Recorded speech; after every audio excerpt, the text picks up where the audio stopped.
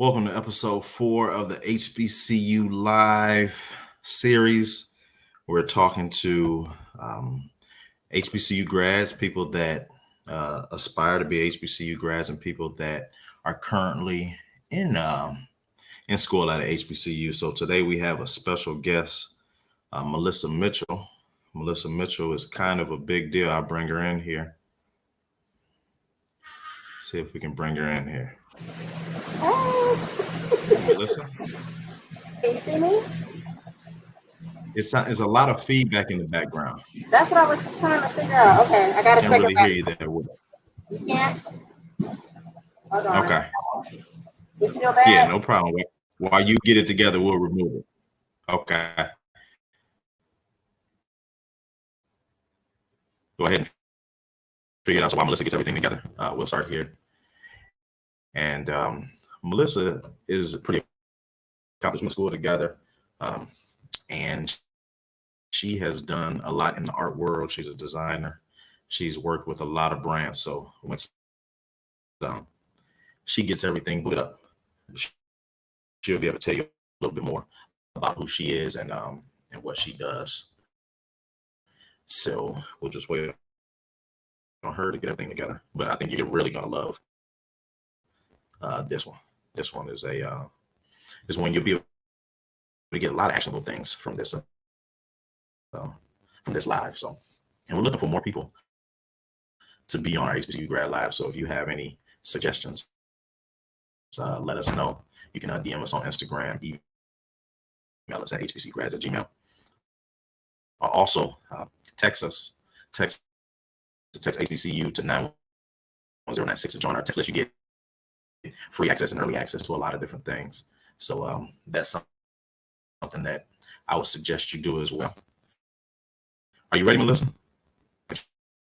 She's still getting. She's switching laptops, so she'll be right on. She's in our lobby here. And if you're wondering what we use here, we use StreamYard. And StreamYard is a really good platform. It's like Zoom on steroids. So yeah, StreamYard is a really good thing that we use. And I think Melissa's ready. We'll see. All right. How does that sound? Mike, Is check. that better? I think that's better. Is it? Okay. That's much better. Okay. That's much better. Yeah. I was just telling everybody about all your accolades and the brands that you've worked with. Can you start us off telling us some of the brands that you've worked with? I mean, the list is pretty extensive, humble brag, but my favorite brand to date is Spanx. And it's funny that I have the painting behind me that ended up landing me the global distribution deal with Spanx. I have my own underwear and bra by Spanx that's being sold all over the world. But I've worked with Ford, Nike, Pepsi, currently working on some things with Home Depot. Anything that you can think of in Atlanta, I probably have had my hands in. So it's been a blessing to just see my artwork, not just on canvas.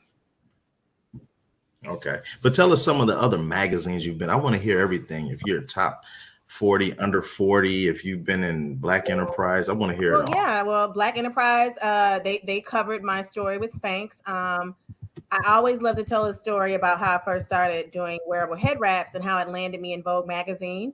I started back in 2016 wanting to get my art on some sort of textile. And I said, I really need to figure out how to get this on my head because my hair is a mess at all these events. And so after I developed my own head wrap line, I said my dream person to wear a head wrap would be Lupita Nyong'o. And so I woke up one night and blindly messaged her stylist, and he said, I actually like everything that you're about. Go ahead and mail me those head wraps to London. I was like, wait a minute, I can mail you some head wraps. And I thought nothing of it because nothing happened for about 6 months. And then me and my girlfriend went to dinner one night. And she said, Mel, have you been on Vogue's website? I was like, why would I be on Vogue's website? She's like, well, because Lupita is in your head wrap in Vogue. And I fell out. I could not believe it. And so from that moment on, I became the head wrap girl. And so Lupita apparently travels with my head wraps, loves them so much, really enjoys everything they represent. And so just having my art in publication, I mean, Essence, it's not an Essence magazine that I haven't been in the past 6 months. I've been in one every other month. And just having these partnerships and being able to have a platform for brown girls with paintbrushes is a pretty awesome opportunity. Right. Now, when you say you messaged Lupita's people, how did Yeah. you message them? Did you email them? I Did you DM'd him. DM I DM slid them his on Instagram? DMs. I did. Okay. I did. Okay. Is that your preferred way of communicating? Hold on. This light is on my eyes. No, it's not. So don't DM me. But I do think it's pretty dope. That especially right now during the pandemic is that so many people are on their phones and so many people are easily attainable. If you just have the guts to have the right things to say in a few words is possible. But when I can't find their email, I say, you know what, I'll just try to DM them. We'll see what happens. What's the worst they can do? Ignore your message. Mm-hmm. So I've always just kind of had those kind of guts to just reach out to who I want to talk to. Right. Okay. Well, we started from the end. We're going to go back. If you could have a gigantic billboard anywhere with anything on it, getting a message to millions, what would it say? Goodness. On my email tagline, many years ago, before I even became the master manifester, I put, if you want a different life, be prepared to do life differently. And with that, it's just encouraging people to say, you keep saying you want this, you want that, you want this, but you're doing the same thing every single day with no change. And I think a lot of people need to understand that greatness is very uncomfortable. Greatness requires you to really change who you are, not fundamentally, but just your everyday routine has to change. Like today, I still work a full-time job in IT for the government. Then I got a call to hop on a brainstorming session for this huge fashion retreat in New York. Then I get a call from another client to say, hey, we love your book. Can you create one by Friday to fit our company? And so if I was just the regular old Melissa, I would be like, oh, this is just too much. I'm going to get into bed. But because I'm Melissa, the master manifester now, I have to say, you know what? I'll need to make adjustments. I need to order my food in. I need to make sure I eat. I need to change some things around. But when I made that declaration that I wanted things to be different, I had to really be bold about it. And I had to be open to the way things were going to be. It wasn't going to be as congruent as I was used to. I think people every day need to know that the life that you're praying for is going to cost you the life that you have right now. I like that. I like that. Now let's go back and tell me who Melissa Mitchell was as a 13-year-old girl. Oh Lord. Melissa Mitchell was the oldest of three daughters, which she still is. I had a 1-year-old little sister at the time. I was in middle school. And you would never believe it, but I was in drama. I was a drama student. I was singing in a band. I was in middle school. So, I was in that exploratory stage. Like, that's when I first started wearing my bra. That's when, you get your cycle, you become a woman and just learning who I am as a friend. But I think I knew even back then that I wasn't meant to just be the girl to go to class and go home and then that's it, right? I stayed after school till about 6:00. I was involved in everything there. I went on to be the first class president. I think the Melissa at 13 years old didn't really get why there was nobody like her. There was nobody, wearing all these colors. Nobody wanted to cut up T-shirts and wear them as hats at the time. I didn't know they were called head wraps. I call them hats. And so all along, I was evolving into the Melissa Mitchell 20 plus years later to be who I am now. So I think I've always been who I was, but now I'm more bold and more standing in that power, so to speak. Right. Now, who introduced you to color? Was it your mom? No, I think it probably was my dad. My dad was a designer himself. Designer. He was like the consummate just creative. I mean, we were at restaurants. He'd be drawing portraits with a pen and like coloring it with like ketchup and mustard. Like he was that kind of like artistic weirdo, as I like to call it. But we would go to homecoming. He also was a FAMU graduate. He would have on orange gaiters, a green leather jacket, So I didn't know anything but being loud. My mom was like, y'all just do y'all. I'm gonna do me. And so my dad was definitely the proponent of me being outside of the box colorfully. Okay. So if we talk to people that were in your, say, 8th grade class as a 13-year-old, what would they what would they say about you? Would they say you were talkative, quiet? We knew she was going to be special. What would they say? All of the above. Melissa was not the quiet one in class. Melissa would always have her work done early. It would distract half the class there. Melissa would always find an excuse to leave early. Melissa's dad was very involved If anything happened with my teacher, my parents would be there. I don't care what was going on. They would show up to school. Melissa was very outspoken. If there was a grievance that the other students felt, I was like, well, I'm gonna go tell her. I'm gonna go up there and talk to her. You know, they're like, here come Melissa. Tell Melissa to tell Miss Rogers that. I was like, oh, I do it. I do it. So Miss Rogers, I feel like, you know, and they'd be like, okay, you know, have a seat, Miss Mitchell. Let's get the class back. You know, so I wouldn't mind like being a person to get thrown out of class, go to the principal's office, because I ended up creating relationships with all the leadership. So no matter where they put me, I was gonna find a friend. You say you were student council president. What does being involved at such a young age do and help you as you, one, matriculate through school, and two, as you become a leader in the real world? I think being in leadership early really taught you to be responsible, and also how to relay the needs of others to, it's almost like you're learning how to be the middleman for somebody higher up. So even when I ended up majoring in public relations, I understood, hey, this group of people need this messaging, but this is the way they respond. So let me learn how to talk to them this kind of way. So I really learned how to communicate effectively. I think above all, leadership is really about communication, whether it's getting information to a group or away from a group. And I think that's why I did so well at FAMU, because I was in leadership. And I was the oldest child, and my family was full of pastors and in church. So I was always somewhere with a mic in my hand, learning how to talk with my hands, you know, very expressive, but just really understanding that I had a lot on my shoulders. So when it was time for me to manifest all I was supposed to do, I knew that there were so many people counting on me because I was thought to be a leader. Right. I was reading something, or I listened to something the other day. I think it may have been from Tim Ferriss, and he was talking about putting two skills together that aren't normally together. So you being an artist, and then you being able to publicly speak and being able to communicate.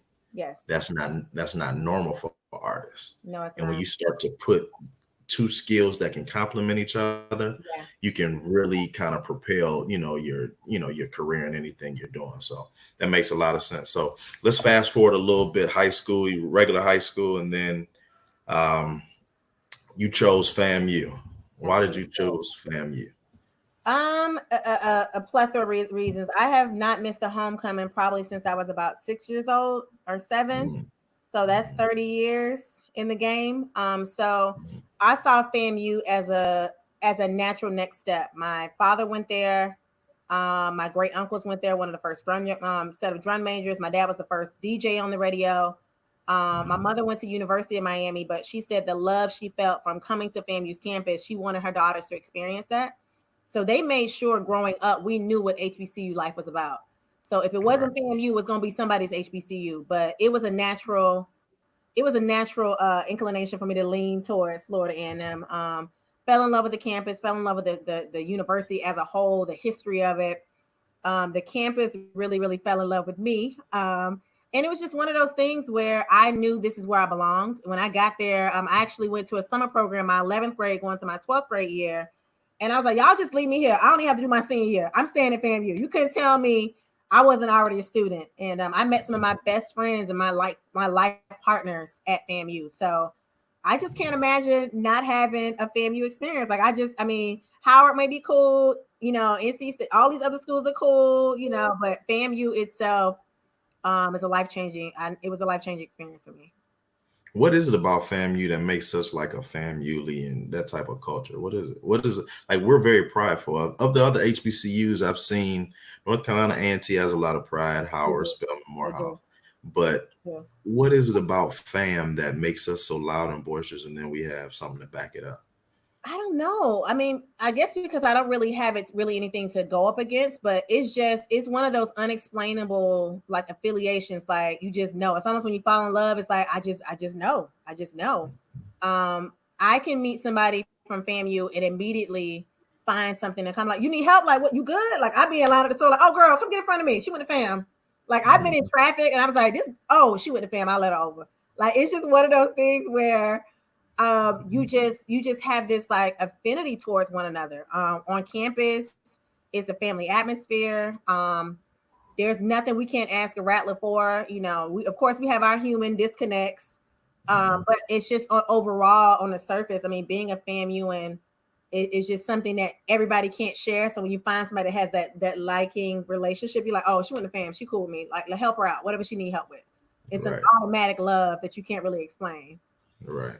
Now tell me about your time on the Hill.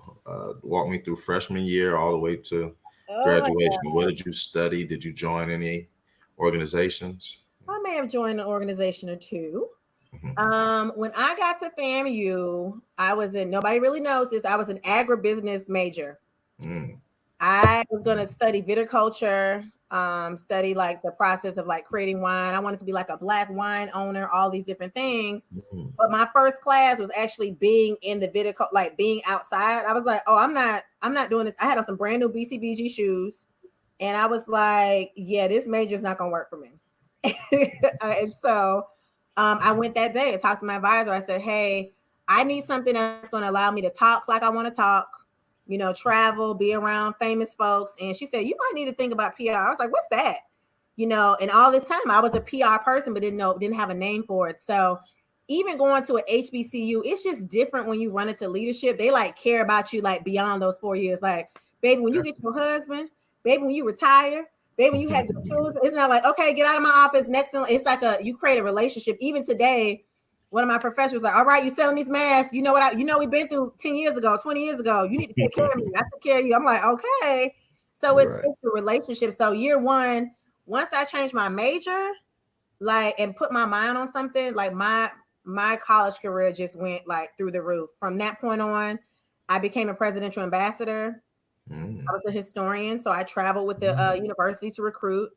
Mm. Lord, what did I do sophomore year? I ran for sophomore attendant, lost by like 5 votes. Mhm.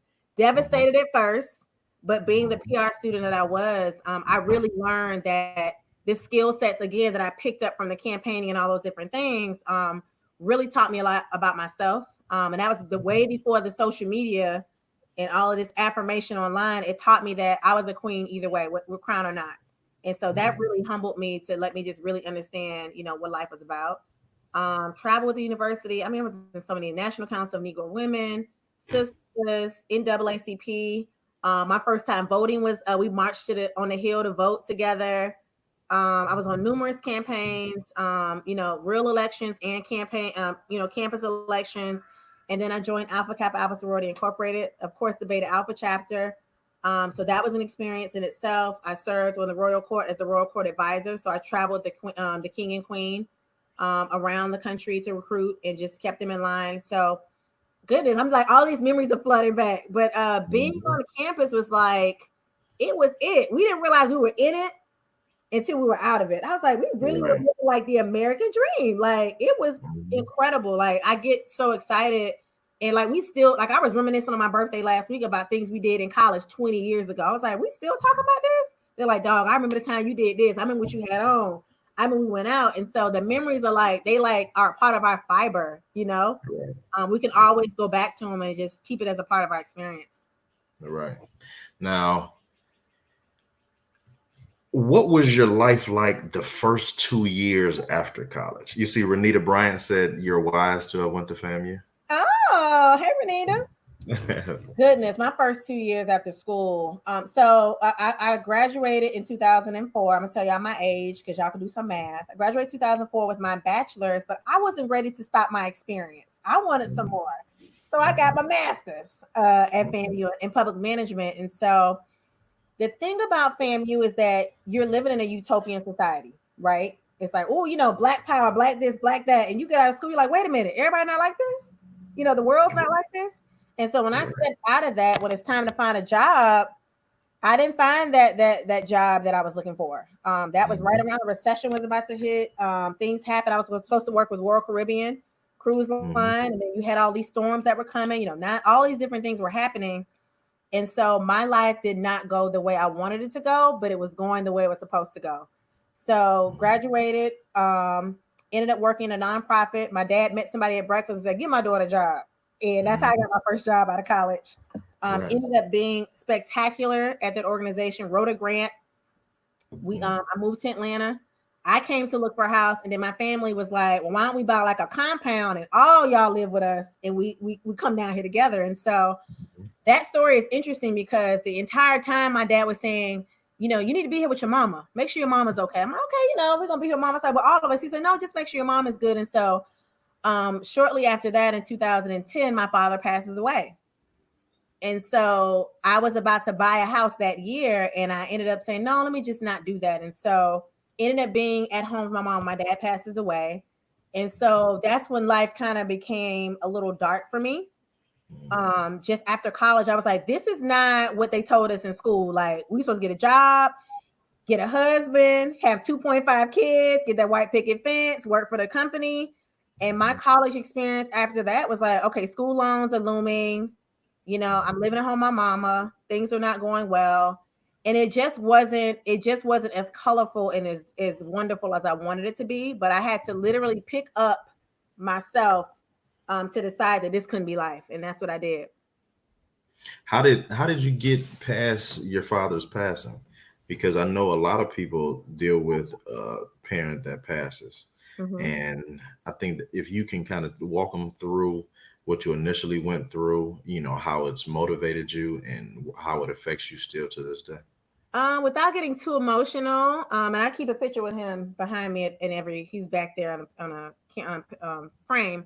But I think for me, it was like anger, it was shock, betrayal, resentment. Like, why? How could you leave us? And how could you do this? And then after all of those cycles passed, it was like, okay, this is our new normal.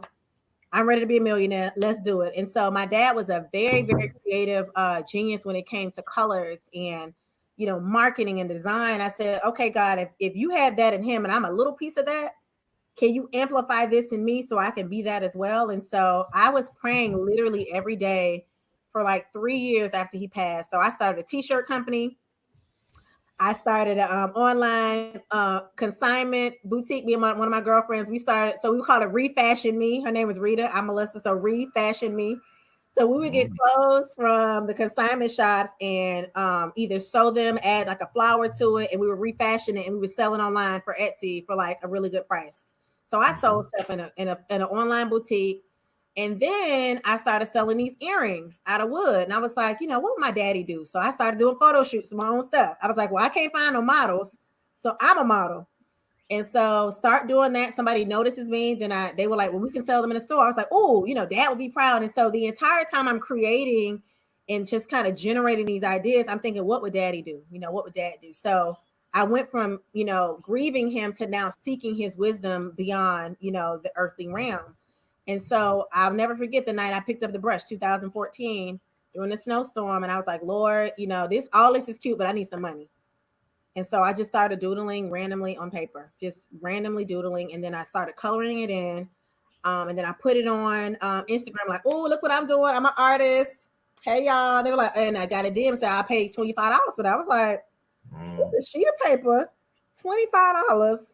I do this like 10 times. I could pay a car note. I could do this. So I started like doing the numbers. I was like, oh, the hustler is up. mhm, So I said, what would my dad do? So I woke up the next morning, saved LPL Creations on the internet as like I copyrighted it. I did all of that stuff first. Then I created my own. I taught myself how to do websites. mhm, I did all of that online. And so I went through all my dad's notes and kind of figured out how he did things. And I became an entrepreneur like in like a week. mhm, And so I went from grieving him to seeking him just spiritually instead of resenting him not being there, valuing the time that I did have with him, and just in weighing the pros with the cons. There are way more pros and cons when a parent passes away. So I think you have to just transition from that grief to figure out how you can really, and I don't want to say monetize because it's not all about money, but there is profit in your pain somewhere. It may mhm, not be monetary. It might be, you might be able to help, like me. I'm helping other people get through that, but I'm also making money. So mhm, there is a transition or a point in your life where there will be a shift, and you really, really have to be ready for that. But you just got to wake up one day and say, I'm going to make the best of this. And then that's what I did. mhm. Okay. I'm gonna skip that early part. I'm gonna come back to you starting to pick up the paintbrush. And I'm gonna go to what's the first brand you worked with and how did you land that deal?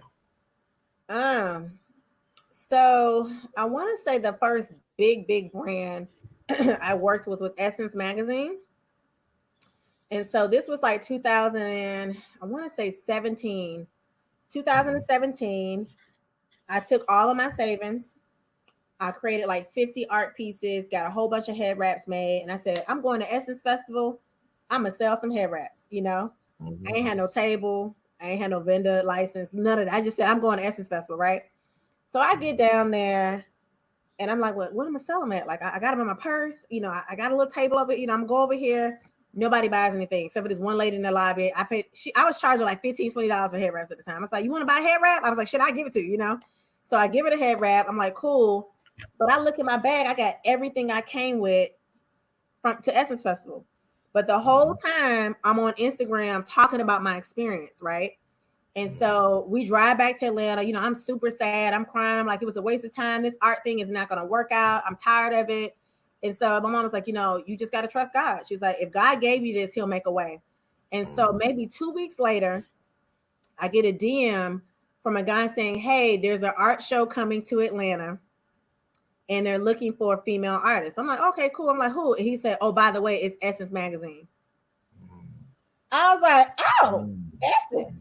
Interesting you say that. And so, long story short, whoever was in that group was watching me the entire time I was chronicling my at Essence Festival. So me talking about, hey, you know, I got my head wraps, you know, trusting God, glory to God. You know, I'm like low key crying on camera. I'm like, you know, I'm still here. I'm still shining. Still got my head wrap on. You know, I'm smiling. But the whole time I'm like, I ain't sold nothing. I'm wasting my money. I'm falling apart. And so they invite me to something called My City Four Ways here in Atlanta. That's the first time I work with them. And so the whole time the camera is like, Melissa, you know, the whole time I'm taking pictures. And so I'm just happy to be there. Not only did they pay for me to be there, they paid for my product. I produced a special head wrap for the event, created a relationship with Ford Motor Company. And in that meeting, I said, you know, one day y'all gonna give me a Ford. He was like, okay, sweetie, we don't give out cars. Okay. I was like, you don't know who you're talking to. I may not have manifested a lot of stuff, but I'm gonna manifest the cars. So we laughed and joked. He said, okay, baby, you know, we'll talk to you later. So fast forward to December 2017. I was saying, you know, God, you told me I was gonna be in Essence Magazine. You know, I'm like, whatever. So I get a DM from my friend. She was like, Melissa, you need to check on page 92. You know what 9 + 2 is. She said, check page 92 and like block number 4. I'm in Essence Magazine smiling at that event with Ford Motor Company and Essence Magazine. So it went from not selling anything at all, not knowing how I was going to make all this money back. I spent my savings to come to Essence Festival, to making all of that money plus more, and then creating a relationship with another $1 billion brand. And many don't know that I ended up winning a car the very next year with Ford Motor Company. That's amazing. That's amazing. When are you most creative? Morning, night, while traveling, during quarantine? When are you most creative? Goodness. My creativity comes in waves. I am driven by the dollar. So if somebody puts some money in my account for a project, I'm gonna move real quick. But really, I just move out of spirit. I don't like to create when I'm not in the mood. And I think a lot of people, that's why a lot of artists end up starving, because they create work that's not from the heart. And it's not really about money. For me, I just say that I'm healing out loud with my paintbrush because it's the cheapest form of therapy. And so for me, I just create when I feel it. I'm probably going to paint when I get off here because I'm just feeling really, really inspired about this new project I just got in my lap today. So yeah, I just think I create when I'm inspired, not really by any time frame. Of course, it's at night most times because I like when I just like the glow that the house gets with like candles and incense and all of that. Like I have stuff lit right now. Okay. So I want to talk about manifesting a little bit. Oh, you're a master manifester. A little bit. But I think, from what I can tell from the outside looking in, that you're a master action person. Yes. Like you do stuff outside of goal setting and dreaming. What's the single thing that people don't do when they're pursuing their dreams? Because you see a lot of people say, hey, I'm going to be a professional basketball player, and then, you know, they haven't hooped in 2 or 3 days, or I'm going to be a millionaire, and they haven't, you know, they don't do the things that they need to do. What's a single thing that you see that people don't do from that manifesting? Because goal setting and saying is important, but where's the disconnect from there to really achieving their dream? It's consistency. It's Hmm. consistent. It's Okay. consistent, relentless pursuit every single day. Right. I think people, it's almost like wishing upon a star that, because like right now I'm in gardening, right? Gardening. And so Mhm. I had plants planted for a month and saw nothing. In the last 2 weeks, they finally blossomed. But if I did not continue to water them, if I didn't continue to go out there and sing to them and talk to them and just still be like, I may not see it yet, but I'm gonna still be out here. Like when I get off of the call now, I'm gonna put some water on my roses. But it's like the consistency. I see a lot of people after 2 days, they don't get a call from Coke. They're like, oh, Coca-Cola didn't call me. I'm giving up. It's like, bruh, people take 50 years to get to some stuff, so you Right. can't just give up. Your time Right. frame might be shorter or longer, whatever it looks like, but you have to trust your store. And I think a lot of times, especially with social media, I'm like, dang, Todd did that already in 3 years. Like, that's crazy. I've been doing this for 30 years. So I know a lot of artists that look at me and say, wow, why her? Why now? This is Mhm. just my story. Right. Consistently pursue what I asked God for. So it looks different for some people. And then I get online and see somebody to me, with no talent, and they all Good Morning America. Hmm. So it's really about consistently pursuing what's on your path, because that's where the magic is. It's in your own path. It's not in looking to the left and to the right and comparing. When people think about the Basquiat's and all these different artists and saying, Basquiat also died very, very early. So do you want that kind of art and you have to die for it to be famous? Right. I want to live in my now. I want all my billions right now. So if that Right. means I have to slowly gain my momentum to that, then I definitely want to be slow with it. But definitely not resenting the process, as a lot of people resent the process and then they end up missing the lessons and the blessings that were laid for them on that path because they're so busy trying to wish and hope for something else. Right. Right. How do you look at doing free work, especially early in your career? Do you think that's the unlock? Because I truly believe that's the thing that you need to do.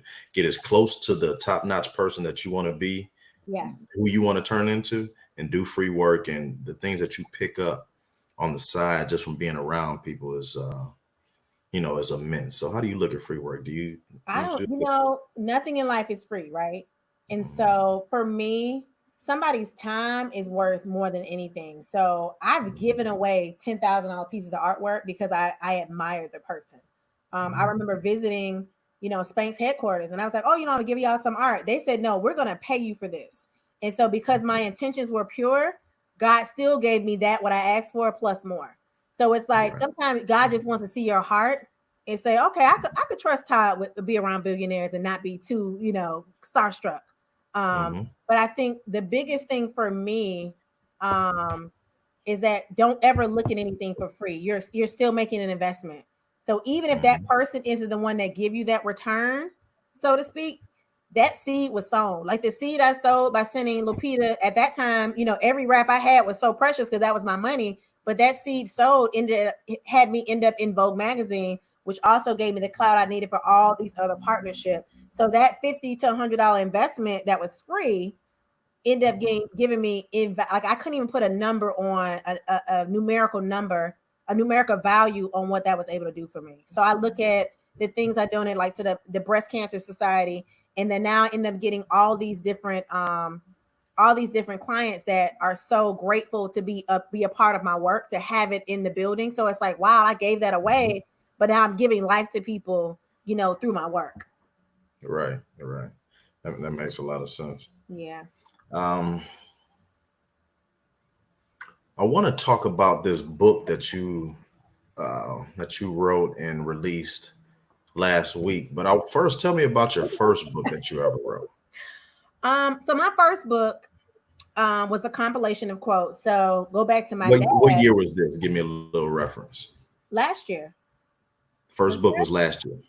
Was 2018? What was last year? 2000? No, 2018. Lord, it's been 2 years.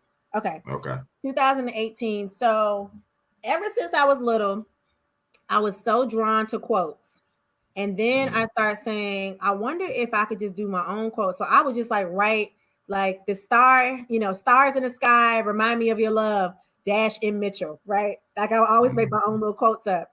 I've been doing that since I was younger. And so when Facebook came about, you remember it says, what is Melissa thinking? Or like, remember back in the day, it had like a prompt, like, what are you thinking? And so I would Mhm. put up little quotes every single day. So by the end of every year, I had 500 to 1,000 quotes. I was like, this need to be a book. And so one of the things my dad told me before he passed away, he said, you need to look at whatever you're doing online and monetize that. I was like, monetize? Like, Dad, I'm not a businesswoman. You know, I want to be married, have kids. I'm not doing all that. Because in my mind, it's like, I just want to be a wife and be a mama, and that's it in my mind. Mm-hmm. And that was 20-something, because clearly that ain't my motto now. And so all of that was in the back of my head. And so I was like, I need to write a book, because everybody keeps saying, man, that quote was good. Like, can you email it to me? Would you mind if I just like print it out and put it on my wall? I was like, I need to make a book. And so called up my good old Mind Matters. She's a Rattler too, one of my publishers. I ran into her at an event, and she's like, did you write your book? I was like, who sent you? Who told you to tell me that?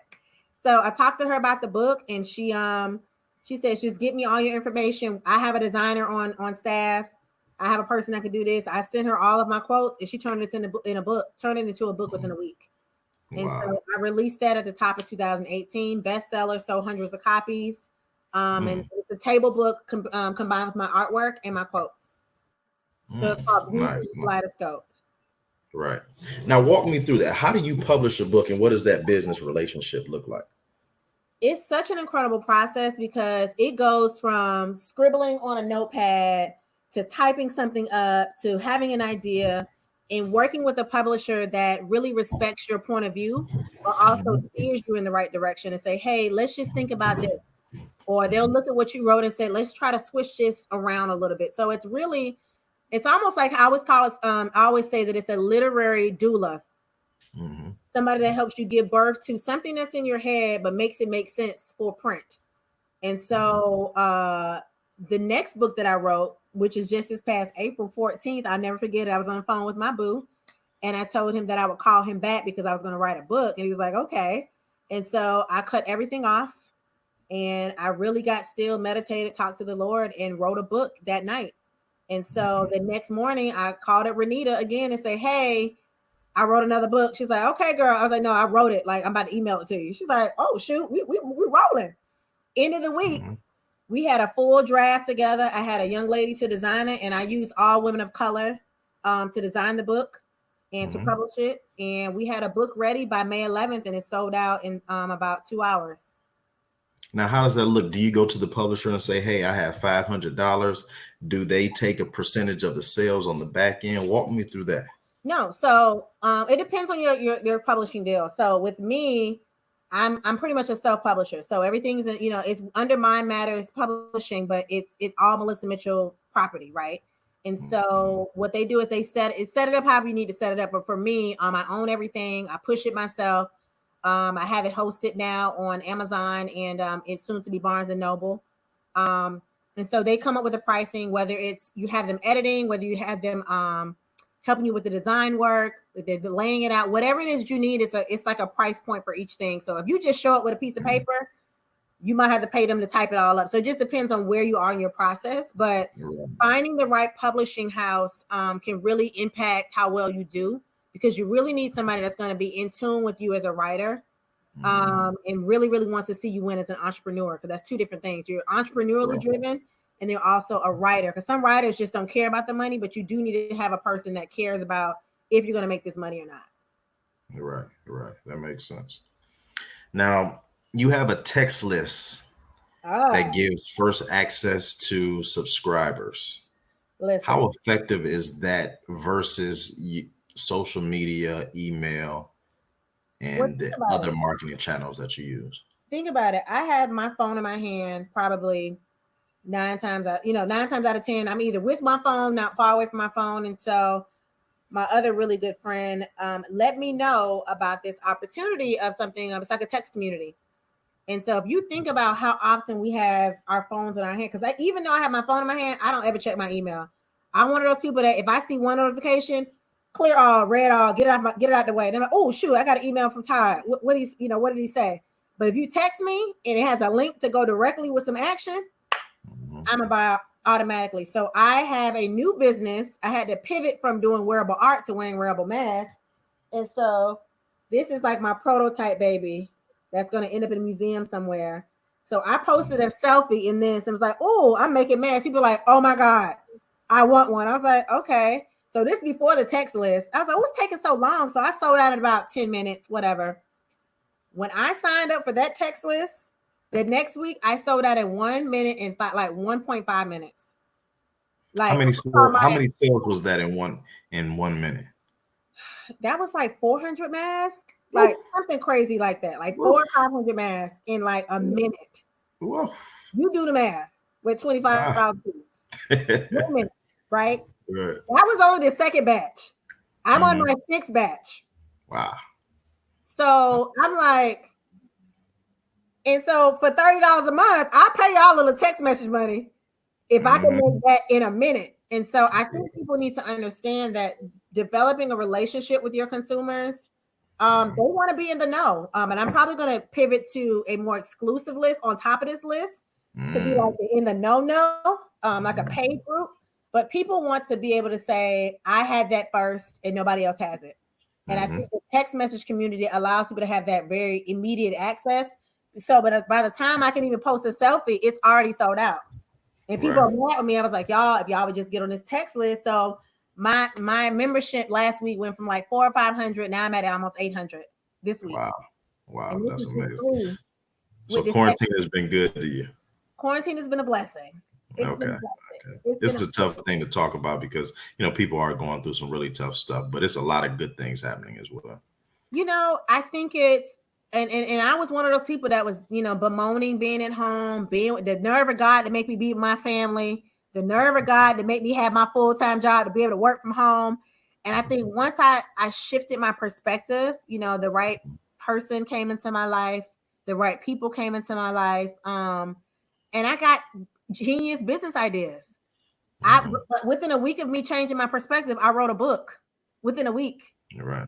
So it's really all about why am I home? Because they started talking about opening things back up. I'm like, y'all, we about to lose this precious alone time. You're gonna have 3 months out of this year that you have not had anything to account for it, which is Mhm. okay, but don't let this time go to waste. You know what I mean? Right. And so, hey, Mhm. Sharmanita. But for Mhm. me, I think the most important thing about quarantine is that I didn't want this time in history of my life to be just another dash. Like, oh, from Right. March to June, I just chilled. Like, yeah, I could get some abs, but I could also almost get a million. And for Mhm. me, that's more important because if this is my, if something ever happened to me, they could say, but she killed it during quarantine. I could tell you that much. And Mhm. it's exhausting. Right now, I'm trying to debate whether I'm going to design another book, learn how to teach myself to do these nails. I'll go process orders. I'll just get into bed. And all three are very real possibilities today. So it's important to me. It's important to me that people really respect and understand what other people doing during quarantine. But don't let this time pass you by. Right. Learn a new skill. Get on that's and then everybody's offering all these free opportunities to prove that, oh, I'm a better company. No, I'm a better company. Take all the benefits that these people are giving out. Take all of them. There's Mhm. no excuse that you should not be manifesting or creating something magical during this time. Mhm. Tell me about your current book. My current baby, I call it Color and Manifest. Mhm. There she is. And this was So nice. designed. Isn't that gorgeous? That's a nice cup. Where can they get that? Where can we get that from? Amazon.com because it's sold out on my Okay. website and they're printing more right now. But on Mhm. Amazon, I was a number 29 bestseller last week when it Wow. first came out. Wow. And so this book is a little bit more interactive than my last book. Um, Mhm. for this, I really wanted to create something because people always say, what's your secret? And how did you do it? I was like, look, ain't no secret to this. You need to just wake up and Mhm. do every day. And so what I did Right. was like this quote here says, stay the course. God won't waste any part of your experience. And so what I Mm. have done is I put quotes in different coloring sheets. So while you're reading, you're able to color and create while you're reading. And then the next page, you can actually write out what you're believing God for. So what must I do consistently to see my dreams come to life? Oh Um, wow. I think a lot That's of times amazing. people think things are going to be given to them. It's not. And many times you don't have what you want because you don't think you deserve it. And Mm. so this quote, it says, don't talk yourself out of what you truly, truly, truly deserve. And I think Right. that's what the pivot was for me. Mhm. Um, years and years ago, I used to see everybody else, oh, she got this and he got that. I was like, I don't really believe that I deserve this. Right. Oh, there go Renita Right. with the clip there. I think Mhm. people really don't believe that they deserve what they're praying for.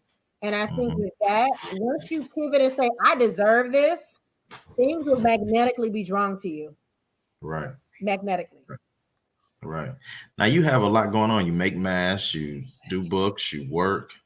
What is your physical plan? How do you eat? Do you meditate? What's your minimum amount of sleep you get per night? How do you look at that? Because I know you're intentional with what you do, and if your physical's not in shape, then Listen, it's going to be hard to maintain. I had a really scary health scare last year. Well, really it was past 2 years, and I didn't know I was like slowly degrading, just like disintegrating before my own eyes. And Hmm. so, but I always drank it. My doctor said what saved you was drinking a gallon of water. I've drank a gallon of water every day for the past maybe 10 years. So Hmm. I've always had, like right now I'm looking at my bottle of water in the kitchen, but I've always drank water. And so I'm a gallon of water a day. I try to walk at least 3 days a week. Some days I just cut everything off and just go to bed. I'm just like, look, I just can't do it. And that might be tonight because I'm just so drained from just like pouring out. But sometimes you Right. just have to say, I just don't have it today. And we're going to have to adjust. Meditation is key. And the reason I wrote this book is because I write out my goals every day, at least 22 times. Wow. So it may be the word, like I was, trying to manifest love. So I was writing the word love over and over and over again every day. And then I finally met my boyfriend. Mhm. I wrote the word Ford every day for a year and a half, 22 times. And then I ended up winning a Ford the next year. I wrote the word Spanx. I wrote money. I wrote the word house. And so everything that I kind of consistently and persistently pursued, it showed up. It showed up. Mhm. And so I think Okay. that's what's key is that people have got to consistently seek the things that they believe God for. And I think we can't be swayed by what we see. We can't be swayed by who we see and what we see. It's Right. really about keeping that real tunnel vision. Like, okay, I want to be debt free by 2021. So, Mhm. girl, let's go to Ross. Nope, I'm trying to get my debt down. Let's go out of town. Nope, no more baby showers. I'm gonna send you $20 gift, but I can't spend 3,000 to come see you. So it's really just saying my goals are more important than what I see right now. Right. Right. I want to talk about the art of the drop because when you drop, stuff sells out and it sells out pretty quickly. A little bit. If you were advising a business who has built a sizable audience on social media, how would you walk them through dropping a product? Start with, we have an idea, to it sells out in a minute and a half. So for me, I created my own demand. Mm. I created the demand. I am my own best walking billboard. So I wore my stuff before I sold it, maybe 5 or 6 months. People are like, well, where can I get this from? So I created the anticipation, like, I'm gonna drop soon. I'm coming out with something soon. Be ready. So dropping selfies in all my stuff, showing the book in the background, like, oh, what's that in the background? I was like, oh, girl, it's a book. I'll drop it later. So it's creating that curiosity around what you're creating, chronicling your process. Like, when I was out in the world, I was like, show me at Home Depot, no makeup, hair on top of my head, going to pick up t-shirts, mailing things out to the post office, showing me barefoot outside, chasing after the post office, chasing after UPS truck. So Right. just showing your process and being very transparent with your story. Mhm. I think that's the marketing part a lot of people miss out on because they want to be so Hollywood production, but people really identify with you. People were buying me.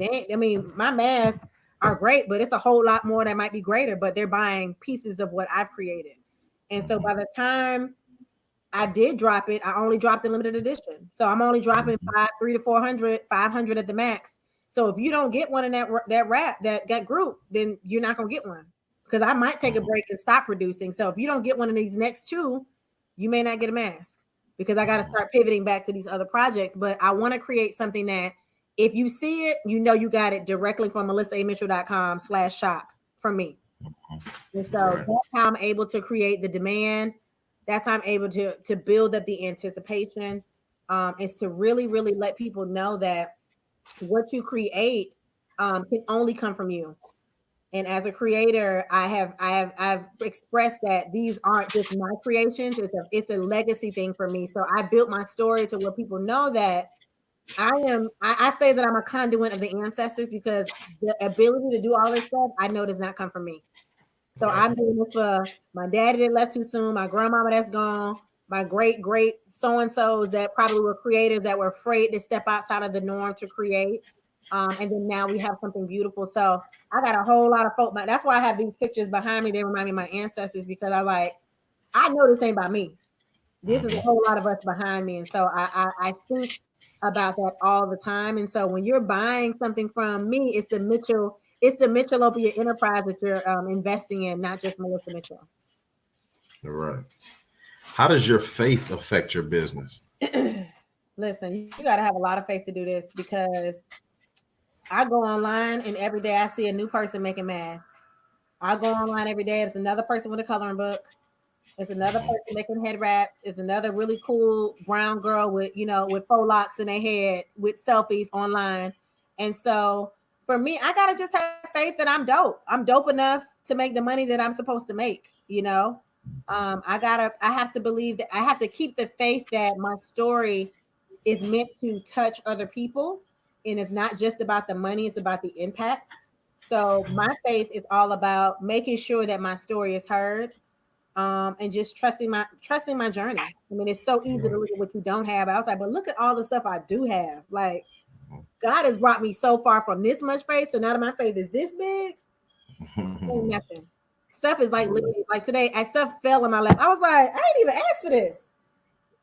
Exceedingly above all I could ever ask or think. That's my favorite scripture, Ephesians 3:20. Like exceeding anything I can ever ask for. Right. How do you consistently get media coverage?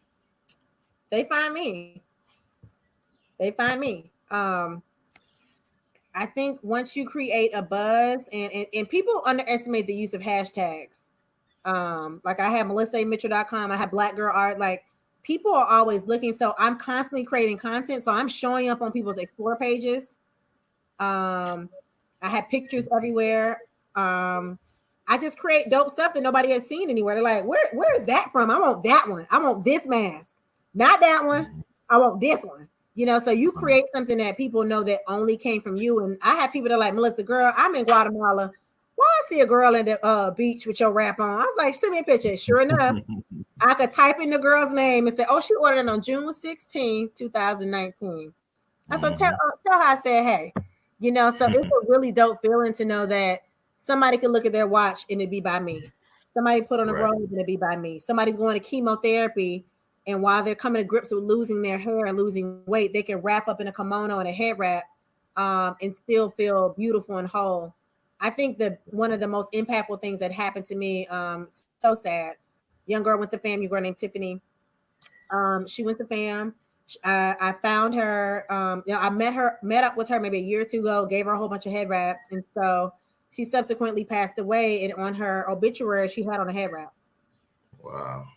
And I was like, it just rendered me speechless because you just don't know how much of an impact you have with people and how much your spirit resonates in your work. And for somebody to even want to remember her beautiful, and she was in a head wrap that I designed. So that was like really, really awesome. Who are some of your favorite artists? I mean, you can do contemporary, you can do all time, you can do Lord, anybody. I'm terrible. Who inspires you, or who inspired you? Shoot, I can't even think of their names right now. That's terrible. I mean, I guess I go Basquiat only because he's used his artwork even beyond the grave. But I love that he was able to weave the story of the Black struggle in his work. And while I'm not really drawn to him artistically, I'm drawn to him as a person because there was so much darkness. I just always wondered where his head was at when he was doing things. Like, he was really like hurting. And I was like, wow, our art is so different, but it's so much alike because we're so strong in our opinions. It's just really dope to see that people are finally catching on, but it means that his narrative and his memory and his name will live on. Like I walked into Target, they had Basquiat t-shirts like for $10. I'm like, we still talking about Basquiat, Right. So it's like, although he may not ever get to see it, we will feel him for probably another 200 years. And I think for me, that's what legacy means. But I want to be the Basquiat of my time, and I want to be here to see it. Right. So yeah. Right. What would you tell a new art collector, someone that knows nothing about art, and they have, say, their first home or first condo? what would you tell them as far as what kind of art to choose or how they should think about art? We go back to when I talk about people buying a piece of me. You want to buy art that resonates a spirit that speaks to you, because you're gonna have to see it every day. I created a haven in here, but I created artwork that would remind me of places and spaces that I wasn't at mentally. So whatever art speaks to you at that time, you should buy that. I know people go to galleries like, I just something about this piece. And so you'll stay in that moment when you first saw that artwork, you first felt it. And it may be a famous artist, or it might be somebody that's a street artist, but you put a frame on that, put it in your house, it becomes a part of your memory. And it may be valuable one day and it may not, but it means something to you because it's in your house. So be careful about what you buy, because you don't want to buy an artist that might be suicidal, that might be sad, all those different spirits that you may not want to translate in your home. Be mindful of who you buy and what you buy, because it will be in your house forever. Right, right. That's great advice. I saw that you met the legendary Dapper Dan. I did. Tell me about meeting Dapper Dan.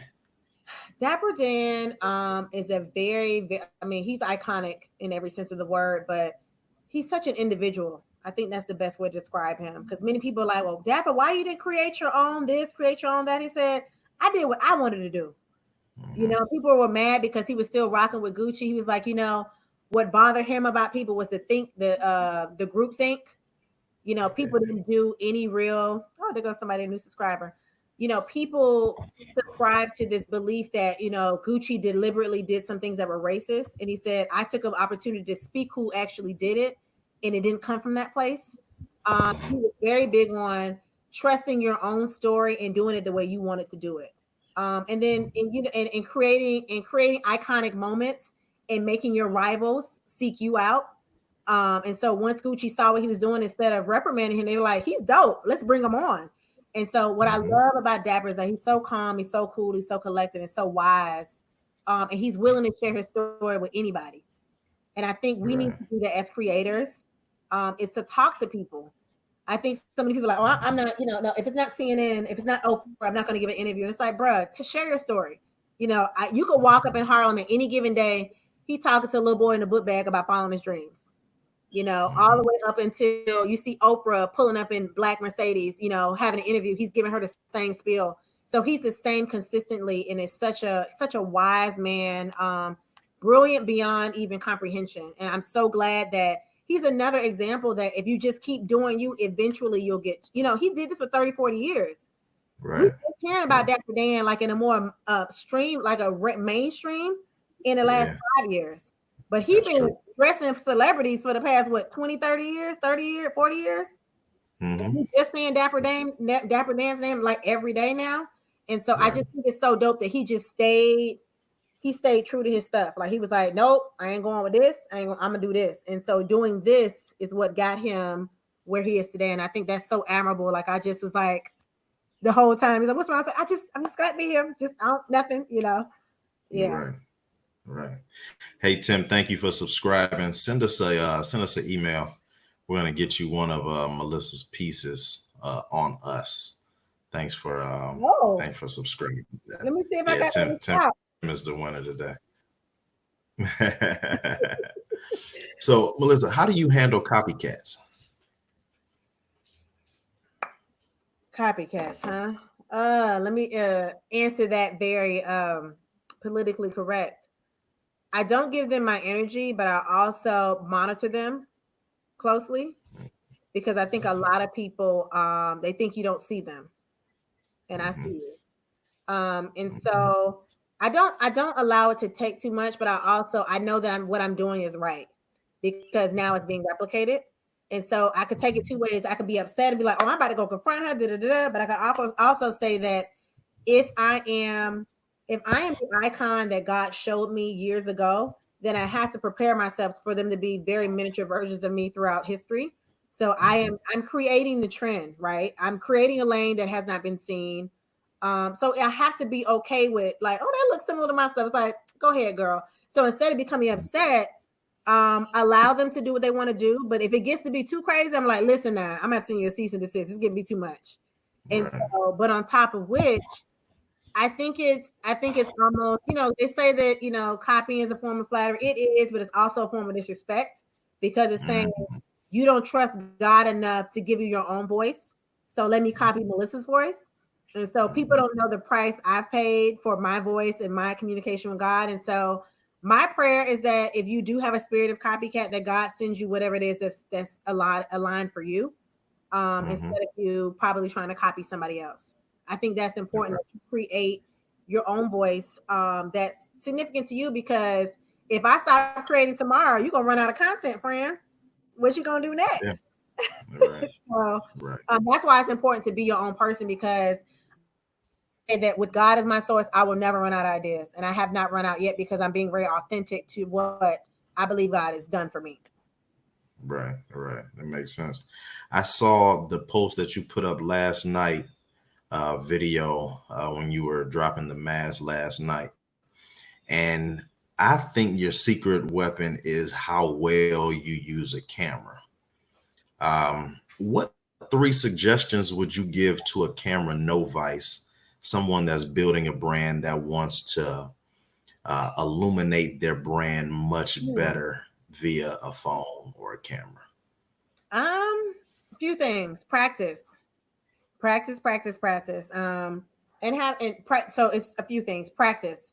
So I've been in front of the camera since I was like 2 or 3. So I can't give you those years, but I know my Mhm. angles. I know my body. I know my face. I know when my angles ain't working. I'd be like, just get a little further away. Let's do this. Let's do that. So I practice what works for me. And the tools, having the right tools. Order your ring light, have more than one laptop. Like today, I had a second laptop in my hand as I came downstairs. I said, if this one don't work, I got another one. Mhm. So you didn't have to wait very long. I was like, I'm on another one. 2 minutes later, Mhm. hey, welcome to. So having the right tools really helps too. I set up my ring light after I went running, came in the room, did that video and posted it, because I already Mm. had my studio set up to like, okay, I need to do product shots. I need a selfie. I got an interview today. I got one tomorrow. I got one the next day. So it's like having the right tools really, really Mhm. helps me. And then also study really dope photos. Like, let me see how they did this photo. You can literally Google dope photo shoots on YouTube and get lost. Watch how these people respond to the camera. Watch how they're able to hold themselves, up, not Mhm. using the word so much. I still use Mhm. a little bit, but it's just really, really practicing. Be in the mirror and be like, okay, $1 million mail, let's do it. Okay.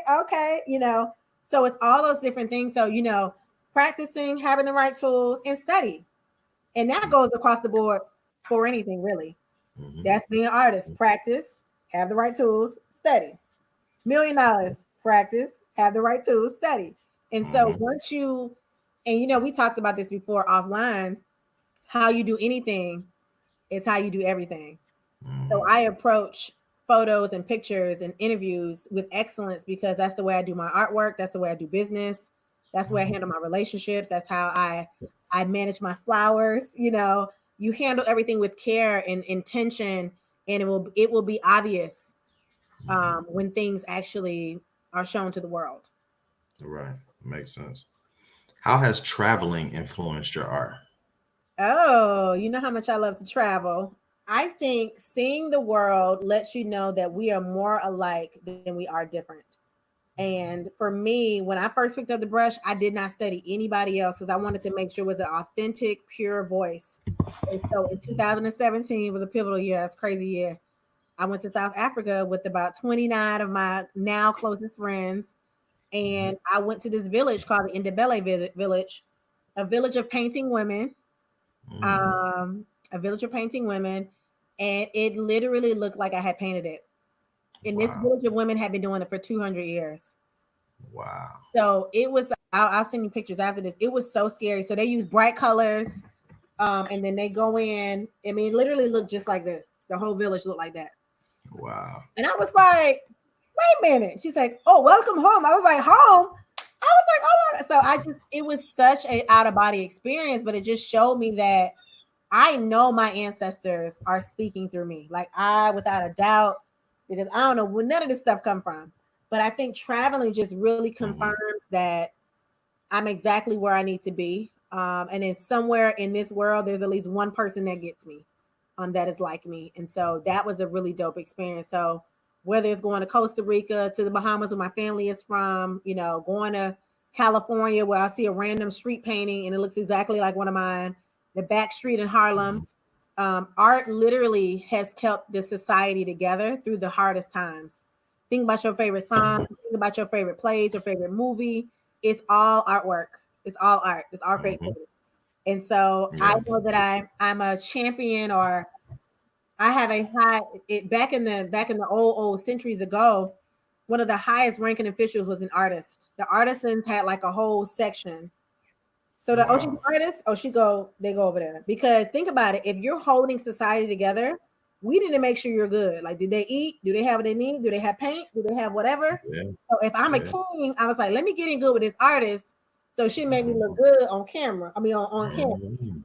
Right. So now you think about half the people who probably studying history don't even look like that, but the artist is the one that interpreted it for the person in power.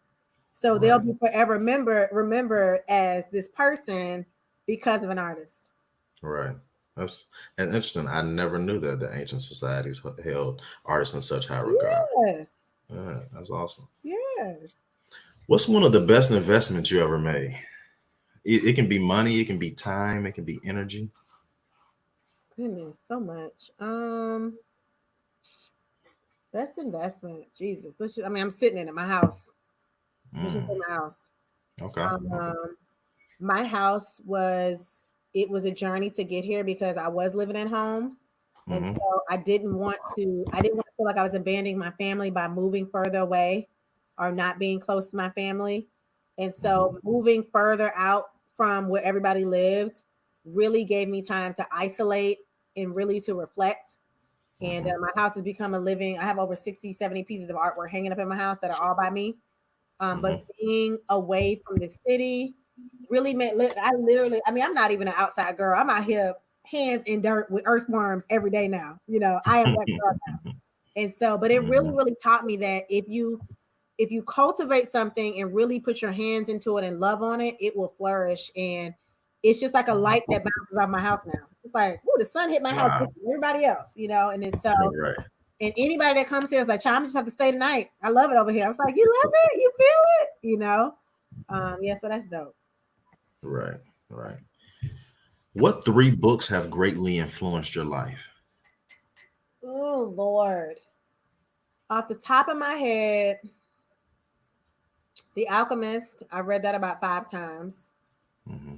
The Alchemist. What is this book by Mike Murdoch? Mike Murdoch is a pastor, but he's also like a master manifester. He's a pastor. I can't. It's like a couple of books, but him as an author as a whole, really, really, really, really dope. And then there's someone named Esther Hicks. She's also like a master manifesting coach. She has a couple of books too. I can't think of like the one book. Let me Google it. Esther Hicks talks about really channeling. Hold on, I'm about to look it up now because I feel crazy. Um, what's her name? What is the book called? Yeah, Law of Attraction. Duh. So Right. really talking about. So she channels this person. Have you heard of Esther Hicks before? You have heard of her a little bit.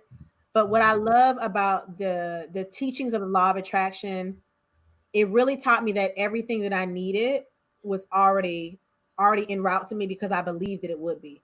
So people know that I'm like a flower girl, right? And so I will go every week to go look for flowers. So this week I forgot to, but as I'm coming into my house, I'm getting scratched by flowers in front of my house. And God was like, "You have everything you need already in your possession." I was like, "Bruh, I got flowers." And so I have Yeah. hundreds of roses in front of my house, like begging to be plucked. And so now I have them in vases all over my house and they're not even dying. Right. Right. And so it serves two purposes now. It reminds me that what I needed was already in me. And Hmm. also to beautify my home, I had to dig within, literally dig with deep within. And so the thing about Esther Hicks and anything she's written really, really forces you to be very introspective and make you say, what am I believing for? And what am I working towards? Like, what do I really believe is going to happen for me? And I think with her, she really encourages people to really dig deep In them, and even with the alchemists, everything you need was already in you. Right. Everything you needed was already in you. You don't have to go very far for the answers that you seek, or the love that you need, or the relationships that you need, or the business deals. Like, they are seeking you. So every morning, said, "What I'm seeking is seeking me." That's one of the things I say every day. Yeah. What I'm seeking is seeking me. So when I meet my soulmate, when I have my this, when I do that, they were already en route to me because I was en route to them. Right. Right. What advice would you give to a smart, driven college student about to enter the real world? And what should they ignore? Um, it's two things, and it's two opposite things, but two very relevant things. To be realistic, but also to be a dreamer. Mhm. To be a realistic, to where don't be dismayed if you can't get a job. Don't be dismayed if you have to get in a career that you didn't plan to be in. I wanted to be in PR, ended up working for the government, but I ended up using my PR skills. So be flexible, but also don't be afraid to say, hey, while I'm working at Starbucks to make sure my bills are paid, I'm believing God that a director is going to come in here and see me. And Tyler Perry may walk into that Starbucks, and because that's just how big my faith is. So I think a lot of times we get so bogged down with our reality that we're like, it ain't no way I could see beyond here. But when you move that, you're like, oh, hold on, it's something beyond that. And so for me, I think that's when I turned the corner. Yeah, I was living at home at 30 something. Yeah, my dad passed away. Yeah, my grandmother passed away. It's like, okay, I'm my reality. I get it. Okay, I'm here, but I'm gonna be a millionaire. I'm gonna be like, and so I started building myself up. So I was realistic, but I was a dreamer. And I think that you have to have both of those. While it's a weird dichotomy, it's necessary to have both, to keep your bills paid, and also to ensure that there's some legacy that's being built as you're climbing to where you want to be. Because you may not get your big break until you're 47, but that doesn't mean you stop working, Yeah. right? You still got to be realistic, but you also have to have the ability to dream. Right. Didn't the guy that started Grey Goose, didn't he start at like 65 or something like that? That's what I'm saying. I mean, Yeah. I've heard artists that started painting at 89 and they get a piece that sells for $1 million before they die. Like, Yeah. the stories that you hear are so like contrasting. It's like there's no magic pill formula. I mean, Tyler Perry was sleeping under somebody's desk 15 years ago. Now Prince Harry is living in his mansion in California. So it's like you just don't know how the story's gonna end. Like, you just don't know. That's what's so dope about life. It's like playing a really fun game of poker and you got the winning hand the whole time, but you thinking everybody around you got the card. He's like, bro, you got the cards. You gonna be the one to win. So that's the dope part about life, is that it's a great gamble to take because you might just win. Right. That makes sense. Now, I know you say you've been really, successful and everything's been going good during quarantine, and everybody's not like that. So some people are saying that they're overwhelmed or they can't focus. What do you do when you're overwhelmed or can't focus to kind of bring yourself back center? It's tough because listen, it's so easy to get distracted. Um, it's so easy just to stop working. But I have to remember the moments where I did not have what I prayed for. When I was in my mother's house, when I was painting on the floor, I think about all the people that are counting on me to win, and I'm like, I need to get myself together. Like, it's too much riding on me not being great. But I know that one day ain't gonna make or break my career. Like tonight, I'm probably going to bed after this. My back is still hurting from 4 days of fulfilling hundreds of mass orders. So it's okay to take a break, but don't stop. And I think a lot of people stop, and they don't take a break, just a break. And I think taking a break is human. Like, that's a human need. But stopping is disrespectful to God because you prayed for overflow. And now you saying it's too much. So God is like, so do you want to be rich or not? Do you want to be successful or not? Do you want to have the things you pray for or not? Like, what's up? So I think it's, for me, it's a constant struggle with being grateful, being present, and also being mindful of how I feel. Right. Makes sense. Um, what do you wish I would have asked you that I haven't? Um, You said you don't say This is not, that wasn't a that was like a thinking like oh That's good. maybe something about I don't know, maybe something about HBCUs or oh how has my HBCU empowered me? No, I don't know. What do you think? How has my network been been pivotal to like my career? Okay, I got a question. That was a good cue there. Is the lighting good? Is it too dark? Lighting is great. You have to do a tutorial and put a YouTube video up there, people. Oh, I should, and I'm a charge out for it. Yeah, you should. You should. Okay. How do you maintain a network, give to that network, but still in a classy, good way take from that network when you need it? How do you balance that? Because I see people, a lot of people in networks either are always taking or always giving. And coming up with that balance is a tough thing. How have you done it? And how would you suggest other people do it? Well, I very rarely call on my entire network, from sorority, from my smaller groups, from like my work family. Like you just think about what would have the most impact. So like when I ran for the Spanx opportunity, um, when I ran for the Spanx opportunity, I needed the whole university. I needed everybody. So I employed my sister, who's my publicist now, who also is a FAMU graduate. I said, we need to blanket this whole, I need everybody. So we literally broke the voting system for Spanx, right? But when it comes to Right. smaller things, I hate to say this, but you don't want to slut out your network, like overuse it, like, oh, let me ask this, let me ask. Like, you don't want to run out of favors or people know that if you're calling, you need something. People are like, oh, here come Todd. What you need, bro? Every time they see your name, like, she always wants something. Hey, girl, you don't want Right. to be the person where people roll their eyes. You Right. genuinely give back. Like, I give back to people all the time and I don't ever talk about it, right? Right. Like I'm paying for stuff on the side all the time. Like, oh, you need money for your dorm? Okay, you trying to pledge? Okay, call me. I got you. Like I'm writing letters. I'm a secret. My ultimate goal is become a secret benefactor Mm. for entrepreneurs and college students. That's my ultimate goal. So for me, I'm never loud about what I do. So when I call people like, oh, Melissa need help, what she need?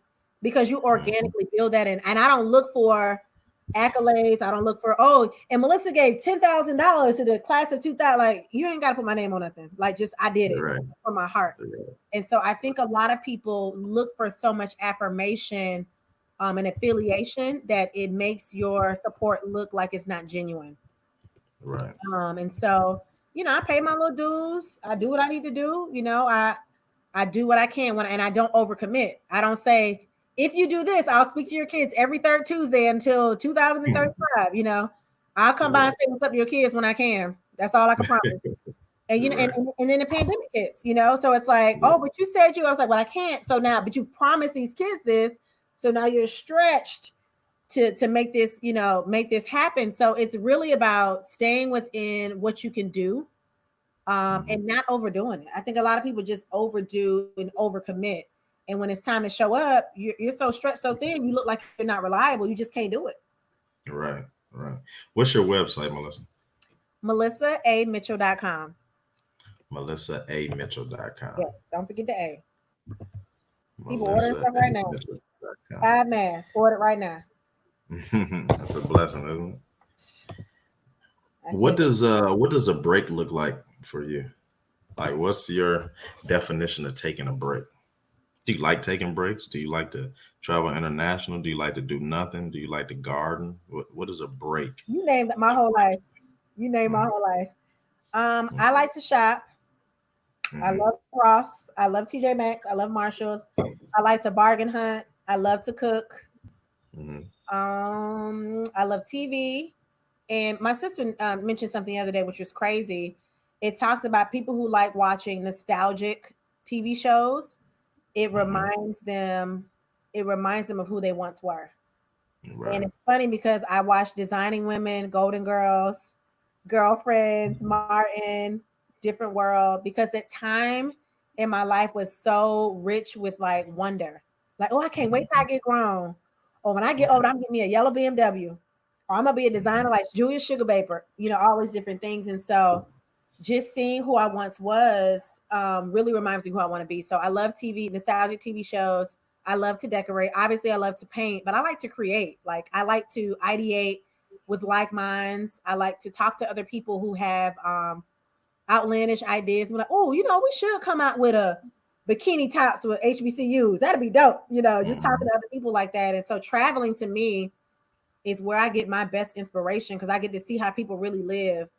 And the further you go, the more you see people are living with far less Right. than what we have. Right. Because I was one of those people that went to South Africa with 2 suitcases and 3 book bags. Mm-hmm. And we went there, and there's people that's getting off planes with just a book. I was like, well, how can she's like, you don't need all of that here. I was like, oh, you don't? Y'all not getting dressed up? She's like, no, you get you a pair of underwear and a shirt and live. And I was like, why? So I created that oasis in my backyard because it just reminded me that you don't need a lot to unplug and to really connect with God. And so my break looks like getting some good to eat, like I'm about to eat, watch me something on TV, design a book while I'm in the bed and doing my nails, and start all over again tomorrow. Right. Right. That makes sense. Yeah. Where can people find you online? Most people can find me being very talkative on my IG on ABL Creations, and it's at ABEILLE Creations. And of course, my website again is melissaAmitchell.com/shop. If you want a mask, this one is sold out again, but there's some other cute stuff on there, probably about 20 left. So go there and get that. Right. That Renita has a sounds question. You see it? Say that again. Renita has a question. What's one thing you believe most people misjudge about you as a creative person? One thing people misjudge. Let me think. I think people always think that creative people always have free time, that they can just take suggestions from people. Have a lot of people like, oh girl, you should do this, you should do that. And one thing about me, I not only am I creative, I'm a businesswoman. So anything you suggest to me, I probably have already thought about it 98% of the time. And so I think a lot of people assume that I'm like this very, colorful, airy person, but I'm very, very structured. Like wake up at 6 o'clock, have my half a gallon need to be done by 12. 3 o'clock, if I'm not going for a walk, I'm doing my sit-ups. Like I'm very structured, but a lot of people think creative people are just walking around like barefoot, and I am usually barefoot, but they just assume that you're like this, like a hippie or something, right? But I am very like, I have at least right now 10 projects in queue that have to get done by Friday right now. So wow. So not only am I a master manifester, I'm also a master multitasker. Right. Makes sense. Yeah. Any other questions? That was a good question, Renita. We have Nails Bells over here. Hey man. FAMU. Hey FAMU. But really appreciate you taking the time, Melissa. You're a really good communicator. You know how to tell stories, and I think storytelling is the key. Good artist, very vibrant. Like I've told you before, I think you have one of the best looking brands and one of the most noticeable brands. And I think you're going to do a lot more great things than you've already done. And just want to thank you for taking the time. You may have to become a regular guest on here because, you answer things with such grace and such ease. And you really add a lot of value to our audience. So I want to thank you for that. Any last words you want to say about what you have going on? Any hard sales? Here we go. Nails Bells has another one here. We have, how did you gather your support to build your brand? I told my story. I was very transparent. I literally started my brand online. I don't know if you heard earlier, but I literally started painting and started chronicling it on Instagram, saying, hey, LOL, this is what I'm doing. And so I think being very authentic and transparent along the way goes a long way. People begin to be a part of your story. I had a young lady the other day say, wow, I've literally been watching you for 5 years and you've been in the mud like the whole time. Like you see me, my wraps have changed, my tag. If somebody started buying a wrap from the very first beginning, I had a big old tag that said ABL. Now the tag is this big. I don't even put my tags on some stuff because That's how recognizable my stuff is. I don't even need to put a label on it. People are like, oh, that's ABL. It's no question. And when Right. it looks like it, you will see people like fighting out, like, no, I know that's Melissa's stuff. I know it is. And they'll call me and be like, yeah, it is. FaceTime me. You know, Right. so I created a brand that was recognizable. And my friends and my customers are my biggest advocates. Like, I don't even have to say anything. They're like, oh, you know you're on VH1 right now. I'm like, girl, where? I don't even know half the time I'm in magazines until somebody calls me. Wow, that's That's amazing. just how crazy it's become, you know. So you just create something that people can really fall in love with and identify with, and they'll be your biggest salesperson for you. Right. Right. That makes sense. You're very inspiring, Melissa. Thank you for taking the time. Any last words? I have a question for you. Sure.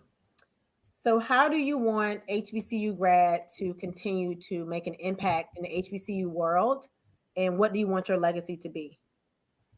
I want HBCU grad to be known as the most authentic HBCU brand.